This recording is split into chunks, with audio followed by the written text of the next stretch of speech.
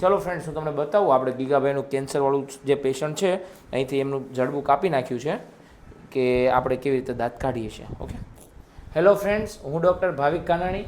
આજે આપણા જોડે છે ગીગાભાઈ બારૈયા.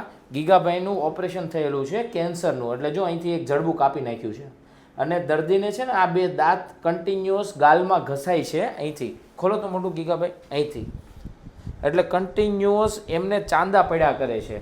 એટલે હવે આ કેસમાં આપણે ગીગાભાઈનો માંડ કરી અને નીચેના દાંત આપણે કાઢી નાખવાના છે. બરાબર ને ગીગાભાઈ? ખોલજો. બસ, સરસ.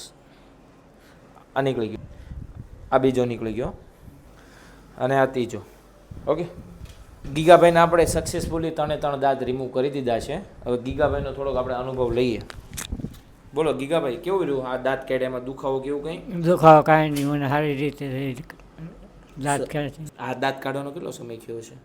15 મિનિટ. 15 મિનિટ જેવું થયું. આપણે ગીગાભાઈને બધા દાંત સક્સેસફુલી કાઢી નાખ્યા.